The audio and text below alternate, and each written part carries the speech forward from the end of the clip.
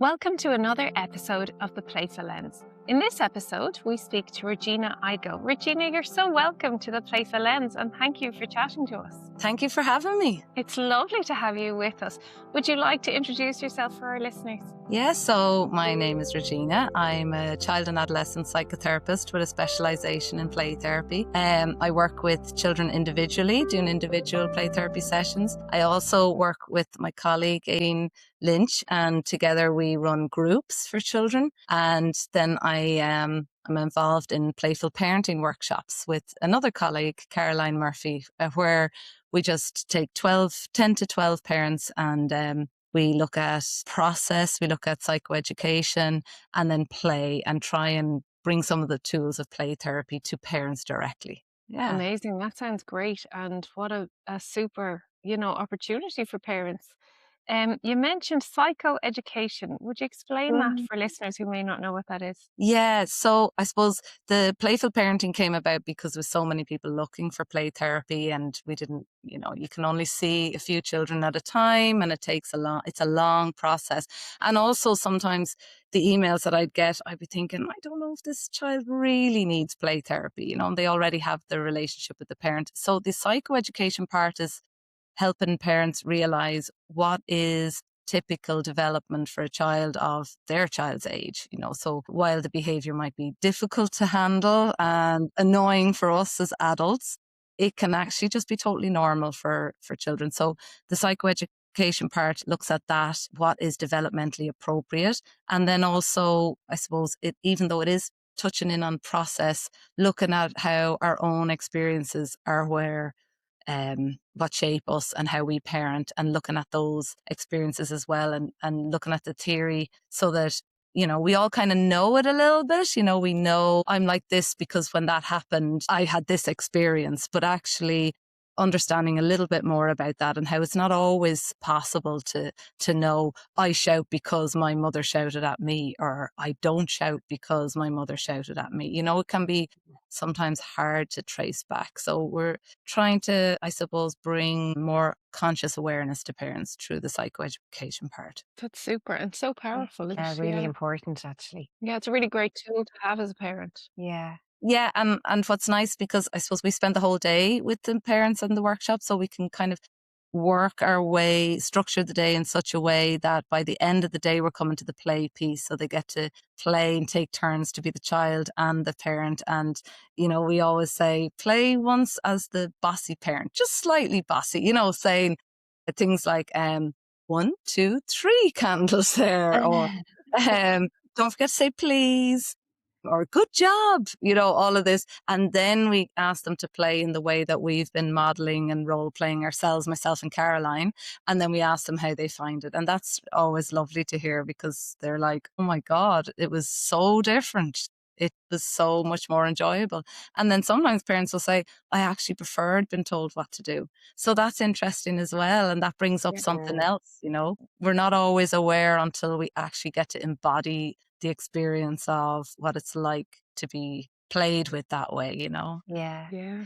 And Regina, as a play therapist, we know that play is incredibly important to you. So on this podcast, we ask people with different levels of expertise to give us insights of why you think play is so valuable. Would you like to give us some insights into an aspect of play that you think everybody needs to know about? Yeah, God, it's so hard to narrow down because it's so much fun. You can learn through play. There's just so many pieces to it. But I am in my job, I suppose I'm not teaching through play. So that's what I'll focus on here. And I suppose in play, we get a chance to be ourselves and to have fun, but we also get to explore the darker, kind of riskier, murky side of ourselves while we're grounded in safety, So in play, you can get to experience micro doses of anxiety if the game is a little bit anxiety provoking. And also we get to explore our aggression, or our anger, or our guilt, So in play, all of these things are possible and all of these things are safe. So I know as a child, I just love so many different types of play. But when I see a child in the playroom, they might be playing in a different way, but the theme might be much the same. It might be a theme of, I'm not good enough, or these toys aren't good enough. It's just a theme of not being enough. Or it could be a theme of aggression played out through, different ways. It could be embodiment play, or movement, boxing, wrestling. It could be with toy soldiers, So yeah, that's what I love about play, that you can do it in a tiny, tiny space or in a huge, big space. You can bring to it whatever you want, but it's a chance to explore those kind of parts and work through them in a safe way. And actually, I was listening to the radio there recently, and something came on about how the jester in the king's court in the bygone times had so much power because the jester was funny and playful, and they could say to the king what no one else could say and get away with it. That's Yeah, really interesting. isn't it? So Yeah, comedy. and I love what you said there. We get to explore the murky sides of ourselves, the parts or shadow sides, we'd often call it in Mm, therapy, the yeah, sides that are maybe less acceptable. And sometimes, as you mentioned, children bring themes, and the theme they're showing is, see, I'm bad. See, I'm a bad kid yeah. because I'm mean. Can you help us understand how that's beneficial for children when they get to, I'm going to be really cynical. I'm going to say, why Yeah. would you be letting them explore meanness? Surely that is encouraging them to be mean. Can you give us some more insights into that? Yeah. Well, because I suppose emotion is energy, isn't it? And an energy needs to be worked through to be gotten rid Yeah. of. So, we all know if it was simple enough for us to say, well, don't do that, don't be mean. Well, they wouldn't be mean, but it Yeah. isn't that simple. They actually need to work through. And sometimes the thing is, because play is tapping into the unconscious as well. It's not so straightforward. We don't actually know, and I don't need to know what a child is working through. I don't need to know why they're working through it or what exactly it is, so themes can go into one another. So that meanness, really, it could be isolation or sadness, but it's coming up in a way of, I'm so sad, I'm so lonely, I just feel so horrible, and it comes across as meanness. You're saying, well, on the yard especially, let's just stay back and let's just leave it as a playground where children can have all these Yeah. experiences. But we see so much, there's meanness now, and it's so Mm, mean, and especially online. mm. Can you help us understand, I suppose, the consequences of when we don't give children the chances to cycle through the meanness, the Yeah. aggression? Yeah. Well, first of all, the aggression, that word is our word. Yeah. Again, that's our Yeah. perception. We're seeing that as aggression. Actually, kids bumping into each other and a bit of pushing and shoving, they're giving each other an authentic response, Love it. So it is an authentic response, which is safe for a child. When Mm, we are looking at them going, stop that, and we're biting back, oh my God, this kid drives me mad. And that's an inauthentic response. And our words are not matching our body language because they're mm, reading. Our body language is stiff and it doesn't feel very warm, but our mm, words are warm. And what's going on here? I don't really understand this. But in another child, they will get an authentic response. And that's why they learn so much from their peers. So they learn mm, that authentic response. So it starts off with the physical parts because they don't have the words. Then it mm, becomes, they start to learn the words. So the mean bit comes. And if we can allow that more, and instead we can empathize when they come to us and say, it sounds like you were really annoyed about that. You're not happy about that. And hold it instead of rushing over and trying to fix it. The message we're given to them there is, you need me to sort this out. You don't mm. know how to manage in the world. You need me, or you need your parent. Gillian's not safe. Sorry, Gillian, using you as an example. It's okay. Whereas otherwise, what we're saying is, you're sad, and I see that you're sad, and that matters to me, but we Yeah. start going into investigative mode It's Rather because than we're validating afraid. yeah. emotion. We're And afraid of the parent coming. And this is where Yeah. it goes back to holding the risk. Can I be the teacher? Can I be the adult? Can I be the therapist who's able to hear the parent's complaint and mm, say, that isn't the experience that I've had of this. And mm. I'm there. I know it's so hard, but they're working it out. And I'm happy Oh, with the way that they're working it out. I know it's so hard when they come home and they're telling you these stories, and I can see how worried you are. And it feels horrible to see our child upset. It really does. But to rescue them, we're not only rescuing them, we're doing them a disservice. And they're not really learning anything about themselves because they don't have the abstract thinking. They can't think my words have this effect. This happened. They can't foresee that. They can't. The other child can be victimized. Absolutely. Another child can be devastated. And that's where we need to get in there so that it's not going too far. And I always think bring play as much as we can. No, we can go in there with a magic wand and make it playful, make it joke, do something you can. It's not distraction because you're acknowledging somebody's upset here. Somebody went too far. This is where the play got, the line was crossed into reality. So Mary, you felt like it was funny when you pushed Matilda over, but Matilda's not laughing. Matilda's yeah, not for pushing. yeah, But we're not like lecturing them, and we're not trying to get to the bottom of what happened before then, what happened. We don't need to know. We don't actually need to know. If we can let go of some of that control and say to the kids, playing is fun. It's good fun for you guys to be together. And I trust that you're going to figure this out, and no one knows better how to play than you. But sometimes a line gets crossed into reality, and then you might need help. And then you might need boundaries. And I'm there as the bigger, safer, wiser adult to put in those boundaries. But I'm not going to throw Mary under the bus so I don't get into trouble. I'm not going to yeah. vilify one child to make me look good when their parent complains. That's And the yeah, hard bit as a yeah, parent. When another yeah, parent complains about our child as well, we might come down on our child like a ton of bricks. But we need to know that our child's just learning, and it is going to be clunky, and they are going to say things that are mean and that have a really big and lasting impact on other children. But that's growing up, and we have to accept that as adults. That and is it's growing like, up. Um, yeah, Yeah, it's those like, layers of emotion. yeah, that's it. Yeah, the layers of emotion.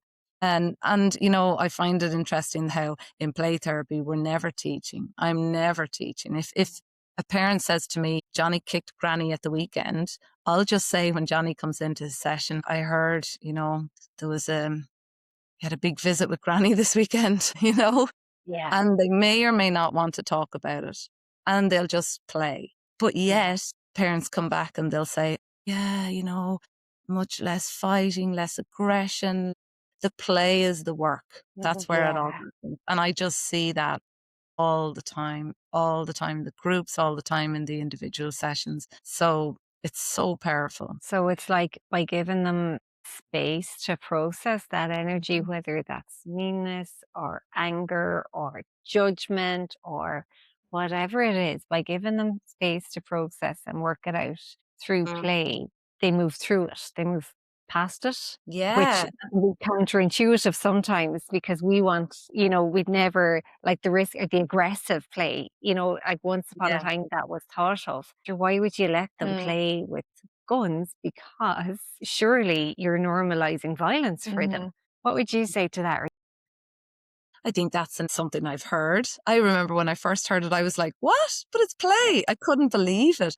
And Yeah, it's just an adult perception. And yeah, Yeah. too much, it's too often and too frequent and too acceptable, I think, for us to put adult perceptions onto children's play. We are not the experts of their play. We don't understand it. We don't have the same wiring in our brain as they do. I think adults more and more, we need to just kind of butt out and trust them and let them play. And in fact, there's so much research shown, where you have cases of Ted Bundy and the likes of these, that actually they had childhoods that were deprived of play. That is one common factor that a lot of these psychopaths have, is they've had a childhood where there's been a deprivation of play, not the Isn't that opposite. interesting? Yeah.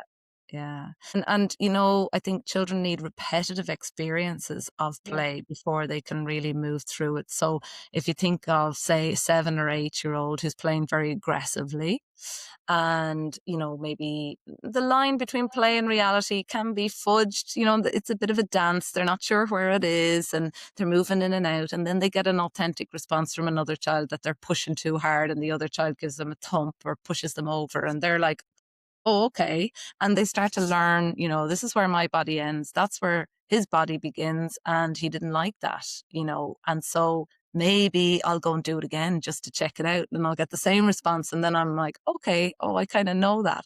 And as that aggression, physical aggression, like it's normal for kids to work that out at that stage. They don't have the language to say, I didn't like that, get off me, you're pulling me too hard. They'll push a person off, and that's how they tell them. And then the next phase is they move into maybe mean words. That's how they're expressing their rage. I hate you, I wish you were dead, I'd like to pour boiling water over your head and slap you on the bum. They say stuff like this. And then they're told, oh no, don't talk like that, and kind words and gentle hands. And all they're going to do there is conform to what the adult is saying and think, I'm not going to get in trouble here, so I'm going to stop that. But they actually haven't learned anything. And if we can just, step back, let them, the rage is dissipating, it's moving through. The next time, the next step above the meanness is more assertive language. It's less clunky.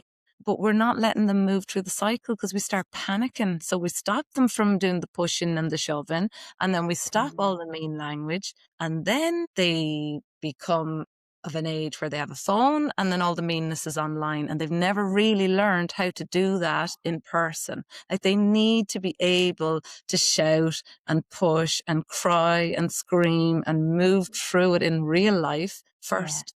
And that's really interesting, Regina, because by doing it in person, you see the other person's reaction. So if I say something to Helena, I can see she didn't like that.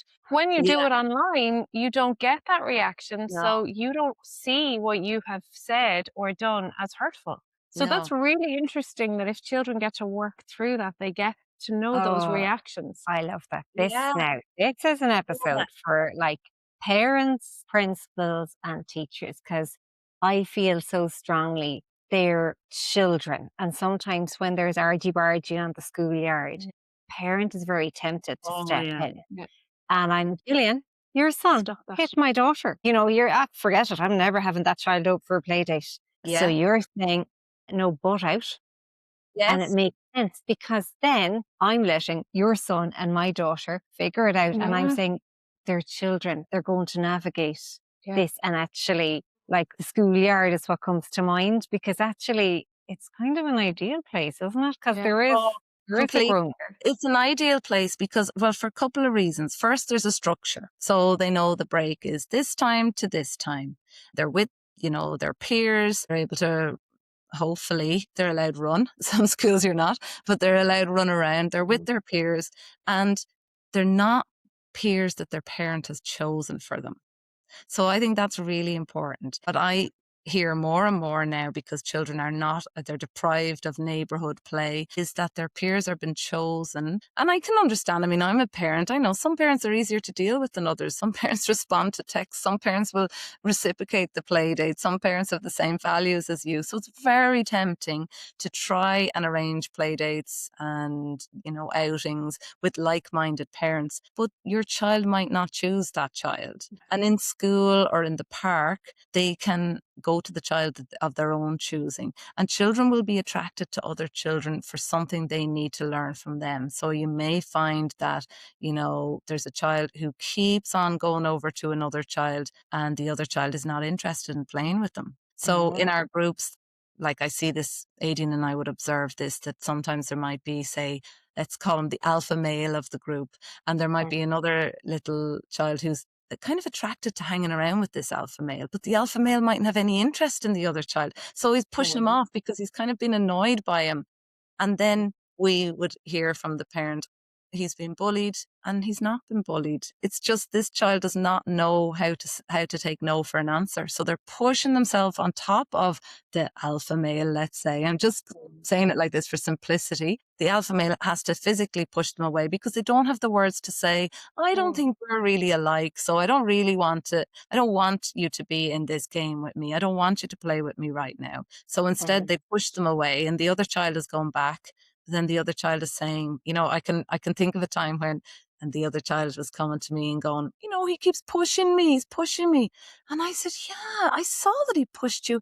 And and you're going back and you keep going back over. And he goes, yeah, but I really want to play with him. So, we just comment and observe. Obviously, we're not allowing violence, but there is pushing and shoving and, frustration, deep frustration and grief, and sadness. Yeah. Someone doesn't want to be your friend and I Yeah. want them to be my Yes. friend, and I'm trying to force myself on someone. And Aideen and I are going, we're reading the cue, we're saying out loud, you look so sad. You really, really want to be in that game. And Jack isn't letting you, so we're saying all of this. And then Jack might turn around and go, yeah, I'm not letting him play because he won't be on. He's never on. When I catch him, he won't be on. And the other child is like, wow, that's a revelation because they didn't know. Yeah.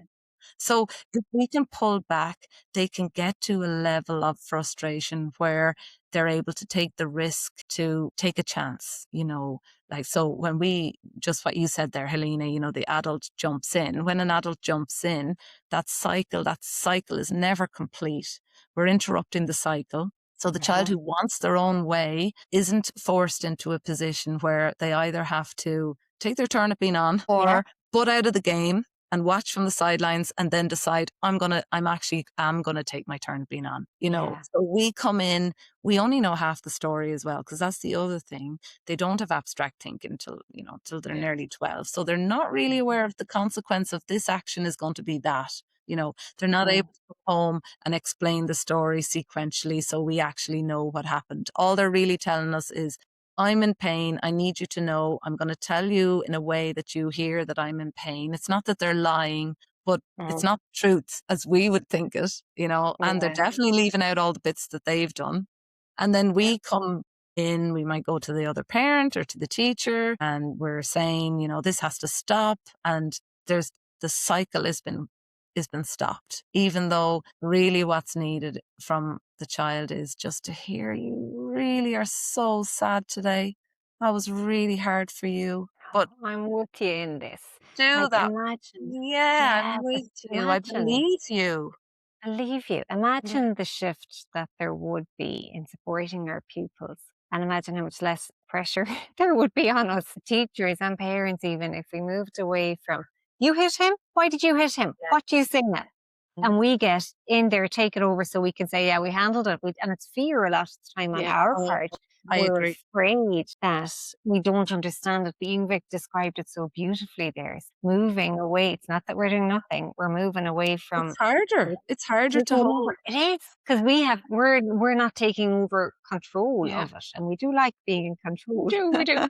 Yeah, and it also hits on our childhood wounds as well, of when we were left out of a game or when we were upset. So when a child is crying and they look distressed, it's so hard for us to hold, and I call it holding the risk. So can we hold the risk of, it touching our own wounds and be really with the child and not make it about us and not jump in and be, you are so sad right now. Your body knows what it needs to do. It needs to screech. It needs to cry, because these things don't look neat. They're messy. It's loud. It's uncomfortable.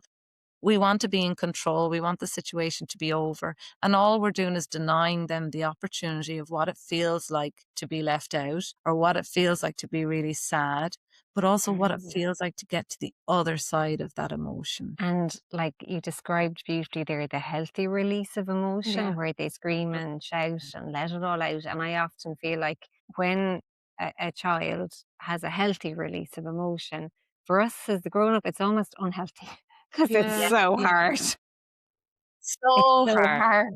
Yeah. Yeah. And like, even it's funny because we're doing these groups a long time now, myself and Aideen are, and even still, I'm thinking of a little boy who on week 3 came in and he'd missed the second week. He was sick. And when he came in week 3, they were playing a different game and he was expecting it to be the same as it was in the first week. And he loved it. And he was like screeching. He was like, they're playing. This isn't fun. I don't want to play this. We need to play the other game. And even as a therapist, and I know all the theory and even seen all the groups, I found myself, it was coming up in myself going, God, he's so disappointed. Maybe I should make them aware. And then I was like, wait, what are you doing? You're going to deny this, this child's emotion, because that's what I would be doing if I jumped in. So I got down to his level and I was like, you were so disappointed. You were looking forward to coming in here today and you thought you knew they'd be playing the same game as you played before and you loved that game and they're not. And he was like, no. And he was screaming. And I said, oh, and you know what you need to do. You're just taking yourself away from the group for a while. And I just kept reflecting. I could not believe it. 2 minutes later, he was running around playing with the game Because you with got me. it all out, Yeah. because you let him. Yeah. You held the space with him. Yeah. That's Yeah. amazing, Regina. Imagine how much more emotionally healthy our Mm. children would be if we could No. do hold space. Because the automatic reaction as, you know, as a parent, as a teacher, I can imagine, maybe not as a therapist, but that your automatic reaction is to, okay, we'll change it, we'll do what you want, or else to do Yeah. the stop that. No, stop it. We do not do that Yes. when we come here. You know, Yeah. as a parent, it might be very easy to jump to the stop, didn't I tell you no shouting? You know, and we're Yeah. denying that release of emotion and that healthy release of emotion and the working through the emotions. So it's very tempting to jump in, isn't it? It is, Gillian. And I think, a lot of parents as well, there's the control there, the judgment. They're so afraid of being judged. So Yeah, they'll give out to their child rather than let them go through that yeah, emotion. And when we do that, we really are denying them they need yeah, many, many opportunities to have conflict. yeah. Mm. That's how they get to know themselves. They don't have the language that we have. I was in the park a while ago and I saw there was a birthday party and a big balloon and it said 5. And so the kids were very young and I could hear the dad, saying to the child, use your nice words, and use your nice voice. And I wanted to go, you use your nice voice. You know, they don't have a nice voice and they do shout, and when they're getting emotional, they do shout, and it's very hard for us to stay with it. And like really, we should be seeing when we're out and about, we should be seeing lots of kids having meltdowns and crying and been distraught.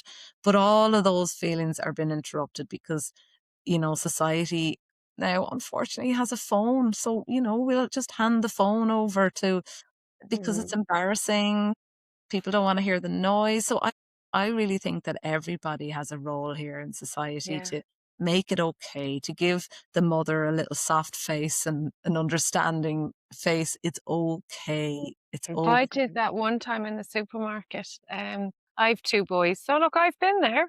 And there was a mum, and she had like maybe a 5-year-old dragging along behind her. She was trying to push the trolley, and the maybe 2-year-old in her arms, and he screeched the whole way around. And I found, and she was super. She was absolutely super. I'd say she was mortified. I'd say she was stressed, but she was brilliant. And I found myself nearly following her, and I patted her on the shoulder and I Yeah. said, "You're doing great." And she burst into tears. And then I felt worse. Oh, And I was like, trying to make it better. But I was like, I was just trying to be understanding. You yeah. do need that though, don't you? Because it's so hard. And you're holding the space and you're being the strong Yeah. adult as well. And you're letting the emotions, but you're like, oh my God, I'm in the middle of the supermarket and everybody's staring at me. yeah. And I feel like a terrible mom. And then some stranger comes up and makes you cry. But you do need that though, don't you? You do need that, and like you really do need it. And also, when we rush in, when we try and anticipate, oh God, there's something going to happen here, we try and get ahead of it with a bribe or a distraction or a scold. Stop that! Just stop that. We Uh, really are not hearing what's happening because yeah. behavior is communication. What is a child communicating? And it's not always what we think it is. It might just be a vehicle for showing us in a safe way, I'm in pain and my needs aren't being met. And if we rush in with something to stop that, we never get to what's underneath it. A child who is maybe there's conflict going on between the parents. And so a child's having these big meltdowns. And if we're going to keep on interrupting the meltdown with whatever the meltdown's about in that moment or with a threat or a bribe, we're not really looking at what's underneath. What's going Yeah. on here? What's really Yeah. happening? Yeah. It's so much more complicated often than we want to believe. We want to think this is solvable by this, and this. And I think we talk so much to kids, like way too much. And it's Yeah. not their language. It's disrespectful. We're just Yeah. shutting them up. Yeah. And I think I'm going to be a bit controversial because You sometimes go I ahead. just a classroom Mm. feel like this is going to be very controversial because what you said there is we need to facilitate that healthy release of emotion. Mm, But as a teacher, my job is teaching and learning, and I've 30 yes, children in my class.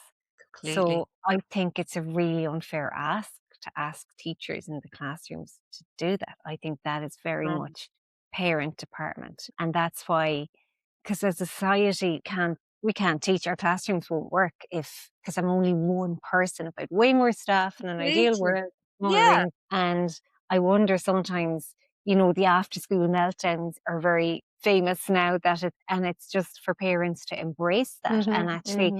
especially at home, if their children are melting down, let them get that energy out so they can be maybe more regulated in Yeah. school. Yeah, I agree with you. And also, I mean, Winnicott talks about the true self and the false self. And the false self's not necessarily a bad thing. The false self is Yeah, more acceptable in society. We all have a yeah, false self. We have to have a false yeah, self, you know. yeah. If I didn't have a false self right now, I might be lying down on the couch, talking to you in my pajamas, Yeah, eating a yeah, bowl of cereal, you know? So in the classroom, children have to behave within certain parameters. So we don't open up those feelings, we are relating to them in a different way. So yeah, you have different hats on. Like yeah, you as a teacher who's also a play therapist, you understand about emotions, but right now you have your teacher hat on. So you're not going to go there. You're not going to be getting yeah, really deep. It's like, that's not happening in here and we're moving on. yeah, yeah, I think it's when we start trying to get into it and have both hats on and try and be a bit therapeutic by saying, and what happened and who started it and what did you do mm, then and what did it, this is where we start. It's confusing for the child because we don't really yeah, want to get all those messy bits out. We don't. We're not able to manage the big meltdown that might come with it. All we need to know in the moment is so and so's not allowed to be slapped in here. yeah. We Yeah. move And on. I'm Move so on. glad you said that because I feel like, we've a relational pedagogy now and we're focusing so much on connection. And I feel our role as teachers become really muddied. And as Yeah. teachers, like, yes, we are the bosses of safe, but we're the rule keepers and we have to function. We have lessons to teach, but that doesn't take away from the fact that we can be playful and Yeah. we care. And I love you. And I'm so Yeah. glad you're here. But there's no messing because we got work to do And and I think holding that boundary. kids want safety, they want clarity, Yeah, they they do. They know. don't need us to be No, therapists.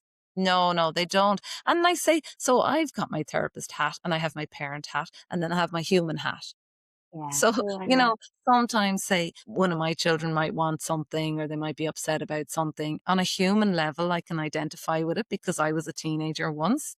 Then I yeah, have my parent hat and I'm going, absolutely no way. And this is the way it is. And it's going to stay like that. And then I have my therapist hat that's also kind of curious, but yeah, going, I'm yeah, not their therapist too. yeah, Yeah. So we have different roles, and just like they have their true self and their false self, which they need to have and which we need to be respectful of as well. Sometimes I think, parents as well think they need to be therapists. They'll say to me, "Oh, I was listening to my daughter for, 3 hours." Why were you listening to her for Yeah. 3 hours? yeah, yeah, Yeah. yeah. And it's that's what I feel like. There's so much knowledge and so much information available to us now, but it becomes quite overwhelming. And then sometimes we get a bit lost between, tuning Yeah. into our own intuition as parents, because there are certain things I do as a parent that I disagree with as a Mm. therapist, Mm. but I'm like, Yeah. I'm not their therapist, I'm You're a the mom. parent. Yeah. Yeah.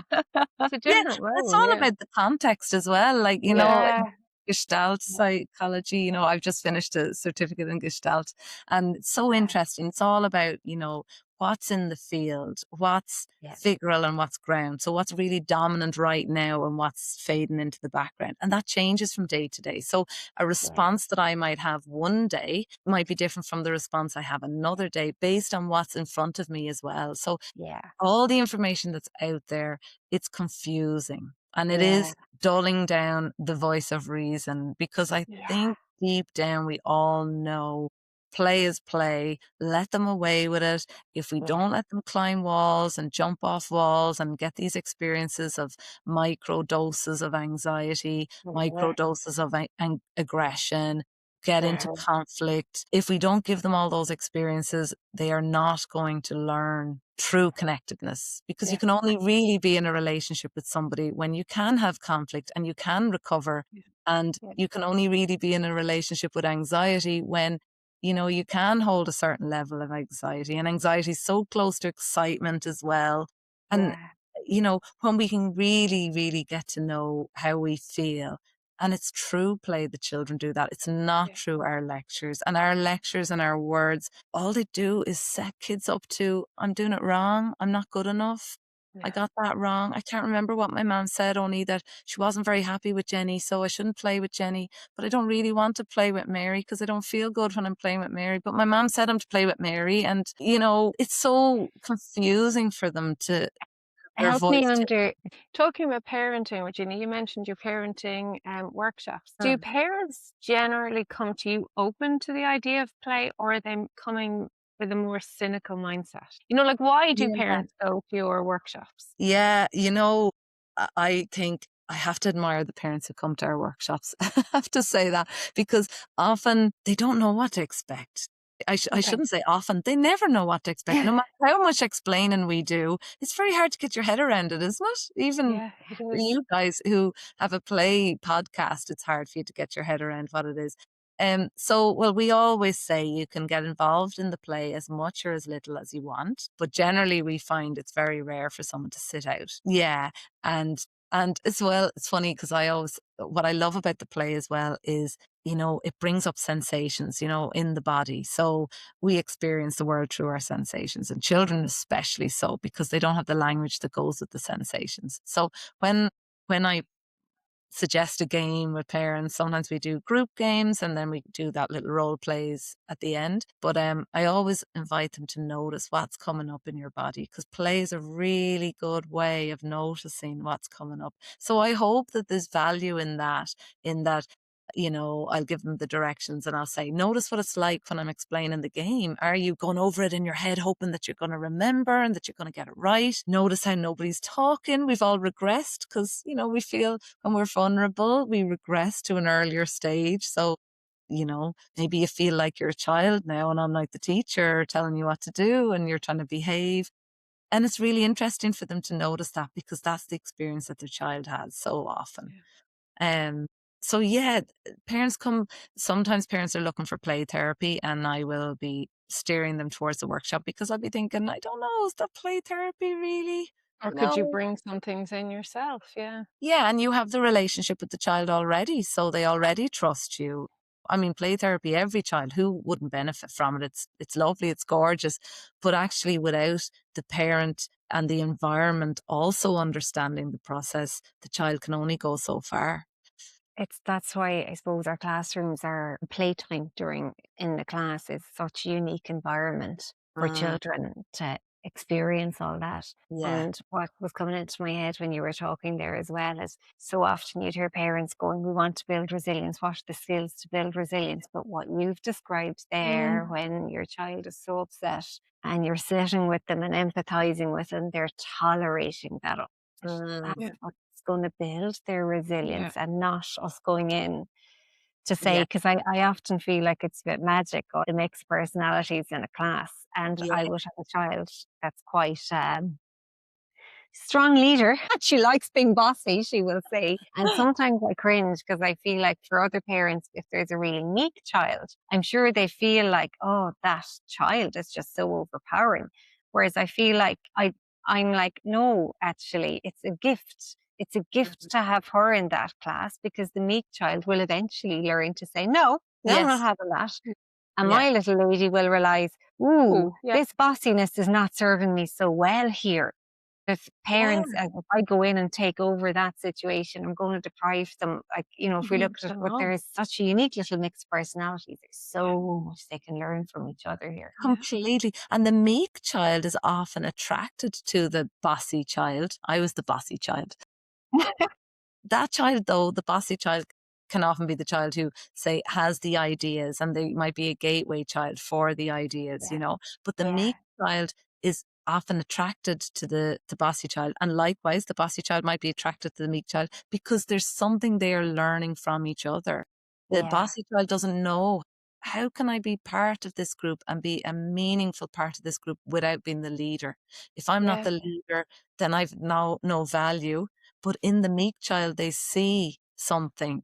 So sometimes when we're choosing who our children are playing with, and when we're trying to choose that, all of that is done away with. You know, Yeah. they are missing the opportunity to actually learn something from each other. Or when we won't accept that our children's friendships have changed and grown, and sometimes they'll Yeah. leave a friendship and come back. It can be devastating for us, but that is their experience, and it's Yeah. dehumanizing for them.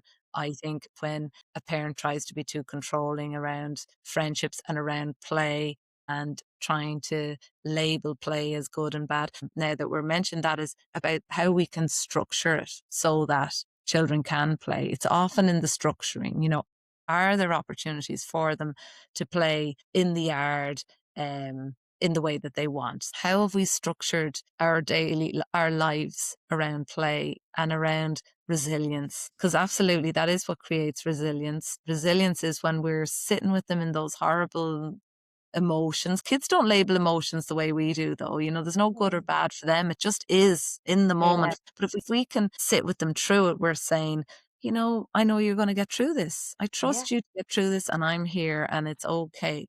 You know, but in our home, if we can really look at our house, like I say to parents, get down on your knees, get to the height that your child is, and actually look around and see, is this a house where I can be myself as a 9-year-old? Well, it isn't if there's really hard tiles and the couch and the cushions are not for messing up or for dirtying. Are we okay with marks on the wall? Is there a lamp that can get knocked over if something goes flying across the room? Are there toys readily available? Is there paper to draw on? Is there a dressing up box? You know, are they allowed, you know, little things parents can do ever so often, pulling the chairs away from the kitchen table and putting the, you know, big bedspread on it. And can they have a fort underneath it? Are they allowed to bring pillows down? Are we helping them with the tidy up? Because I mean, that's really hard. Otherwise they might not play at all. How are we structuring it so that Yeah. they can play in the park? Like, I saw 2 kids with their parent the other day in the park. It was a wet day and they were wearing wet gear, you know, and one of them was on a bike and one was on a scooter. I'd say they were about 6 and 4, and they went through a puddle. And the next thing the mother's like, don't go through the puddles. And I was like, what? Oh, you're not allowed to get wet, you're wet. Yeah, so like it is hassle. It is messy. You know, you go out and you let them jump in puddles and roll around in the muck.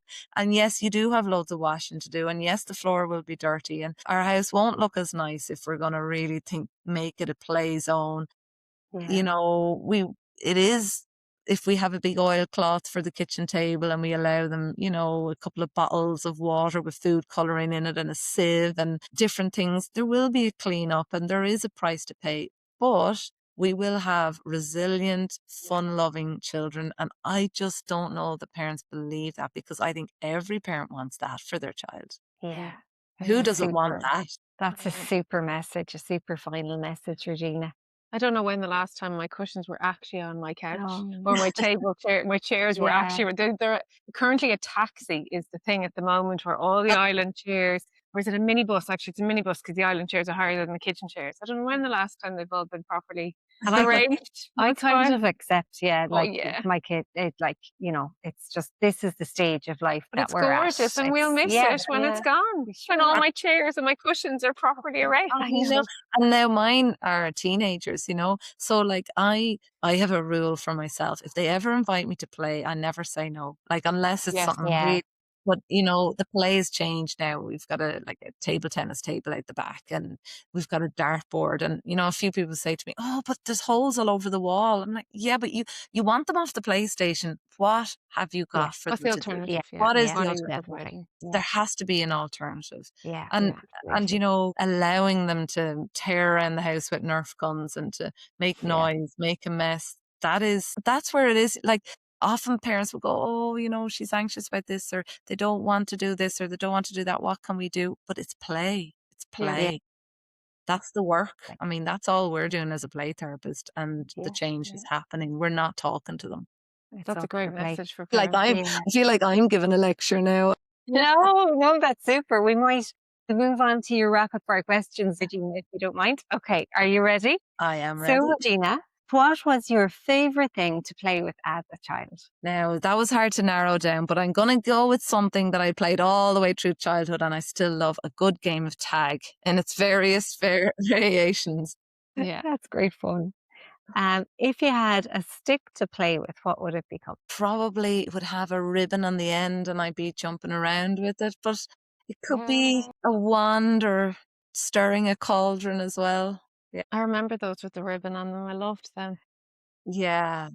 And Reg, who nurtured or nurtures your playfulness? So definitely as a child, my parents did. They could put up with us having forts in the sitting room for days and we could make potions and yeah, really always a dressing up box there. And now my own kids are very playful, even though they're teenagers, they're just the gags and the crack and yeah. Yeah, it's Super. lovely. Surrounded by playful people. And Yeah. what's a playful habit that you've never grown out of? I asked my kids this and they said, "Oh, you're always putting on stupid voices." So I came home from Tesco today and I was giving out about a woman in the queue. And I was like, and she was trying to get in front of me and she was going, "Oh, I've only got a few items." Yeah. So putting on voices, definitely. Love I it. like that. I Yeah, like it. brilliant. And what is a small joy that you look forward to every day? Oh, it has to be a cuddle. I love a good hug. And if I can't get one from my husband and, they're not as frequent from my kids anymore, I'll get it from the dog. That's so Brilliant. lovely. So lovely. Thank you so much for speaking to us. What an insightful conversation. Thank you. Thank you for having me. Oh, Thank And I thanks, really Reggie. enjoyed No, that chatting was to you. just so interesting. I really, really hope that we can spread the messages that you share there far and wide because, my God, are they important. you. I Thank you so much to Regina for taking the time to speak with us. You've certainly given us a lot of food for thought and presented many interesting perspectives. As always, we would love to know your thoughts, so please feel free to email us or drop us a DM. And we would really appreciate it if you would like this episode and share it with your colleagues and friends if you found it interesting. Don't forget to turn on those notifications so you will never miss an episode.